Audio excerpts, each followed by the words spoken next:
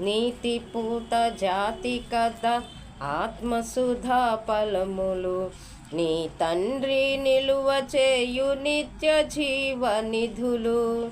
నీతి పూత జాతి కథ ఆత్మసుధా ఫలములు నీ తండ్రి నిలువ చేయు నిత్య జీవనిధులు.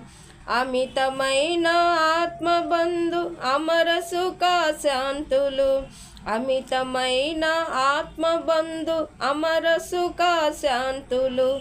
అనుకూల సమయమిదే పూయు పరమ పువ్వులు.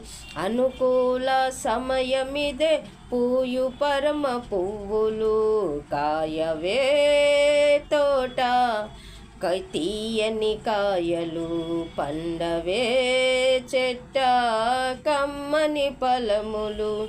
కాయవే